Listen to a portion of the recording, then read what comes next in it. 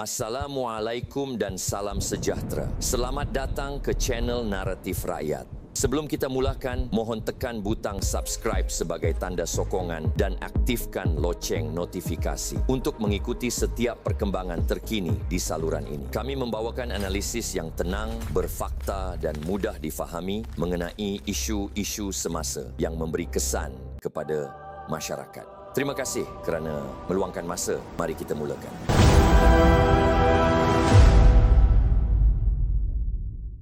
Rafizi Ramli mendakwa PKR mungkin sedang mengatur langkah untuk mengadakan pilihan raya kecil (PRK) di kawasannya dengan matlamat akhir menyingkirkannya sebagai wakil rakyat. Bekas Menteri Ekonomi itu menegaskan jika PRK sedemikian diadakan, bekas Menteri Pelaburan, Perdagangan dan Industri Tengku Zafrul Abdul Aziz berkemungkinan diletakkan sebagai calon PKR untuk mempertahankan kerusi tersebut. Menegaskan dia tidak pernah melihat Anwar mengunjungi Pandan sepanjang hidupnya, Rafizi berkata jangkaannya mengenai kemungkinan PRK diperkukuh lagi oleh surat tunjuk sebab yang diterimanya sebelum ini, yang menuduhnya telah menyatakan hasrat untuk meletak jawatan daripada parti. Kata Rafizi, dia tidak dimaklumkan mengenai kehadiran Anwar di kawasannya dan hanya mengetahui perkara itu daripada orang lain yang melihat Perdana Menteri berkenaan. Ini ialah peninggalan dan juga budaya dari UMNO yang dibawa masuk ke dalam PKR, menyusun untuk bagi gambaran begini, katanya. Sebab antara satu perkara yang orang keliling Datuk Seri Anwar ni paling bangga sekalilah ialah bagaimana mereka menyusun, sehingga akhirnya Datuk Seri Anwar boleh jadi timbalan Presiden dan Tun Gafar Baba tarik diri susun tekanan tinggi begitu. Jadi bila tengok susun ni maksudnya they already have the end in mind lah. Jadi bacaan saya lah semua ini bergerak ke arah kemungkinan ke arah untuk mengisytiharkan saya. Bagi pihak saya mengisytiharkan saya keluar parti. Dan dengan kehadiran Datuk Seri Anwar tadi maksudnya isyaratnya ialah bahawa Pandan perlu diperkukuhkan untuk PKR kerana besar kemungkinan akan ada pilihan raya kecil lah, katanya. Walaupun mengakui PRK di Pandan sepatutnya tidak berlaku dalam masa terdekat, Rafizi secara sinis berkata perkara itu tidak mustahil dalam era Madani.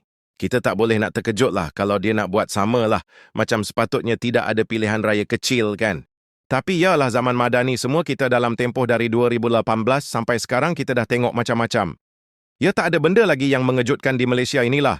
Jadi saya tak terkejut lah kalau semua ini ke arah memastikan bahawa akan ada pilihan raya kecil walaupun sepatutnya tak ada dengan niat dan harapan bahawa let's finish this guy once and for all lah, katanya. Rafizi turut menegaskan kemungkinan PRK itu tidak semestinya memihak kepada PKR, terutama jika dia menang. Ialah saya kenal. Datuk Seri Anwar pemikiran dia orang-orang keliling dia. Matlamat mereka ialah mengalahkan supaya saya hilang deposit dalam pilihan raya kecil akan datang. Untuk pandangan dia ni, tanpa parti, tanpa PKR ni tak ke mana. Jadi kalau ada pilihan raya kecil saya hilang, saya akan bertanding macam mana pun. Kau tengok pemilihan PKR? Walaupun dah tahu disusun semua, blockchain tak blockchain semua, ni kan aku lawan kalah tak kalah. Belakang kira kan? Sebab kalau kita benar dan kita rasa bahawa kita ada maruah dan kita yakin bahawa rakyat akhirnya boleh nampak apa yang berlaku kan. Rafizi pemakor ramai bahawa dia siwa dia menang, ia boleh menjadi isyarat berbahaya kepada Anwar, PKR dan Pakatan Harapan memandangkan sentimen yang mungkin timbul daripada kekalahan tersebut. Jadi gayanya ialah lebih baik kira saya ditafsirkan mengisytihar kerusi supaya mengikut Undang-Undang Anti Lompat Parti. Saya telah mengosongkan kerusi dan mungkin Tengku Zafrul akan bertanding di Pandan. Lah sebab dia memang ligat di Pandan sekarang, katanya. Baiklah setakat itu dahulu untuk video kali ini. Jika puan-puan dan tuan-tuan merasakan perkongsian ini bermanfaat, mohon tekan butang like dan subscribe sebagai tanda sokongan. Jangan segan untuk meninggalkan pandangan atau komen di ruangan bawah. Kita berjumpa lagi dalam video yang seterusnya. Terima kasih.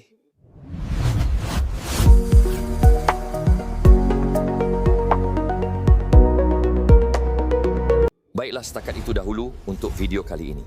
Jika puan-puan dan tuan-tuan merasakan perkongsian ini bermanfaat, mohon tekan butang like dan subscribe sebagai tanda sokongan.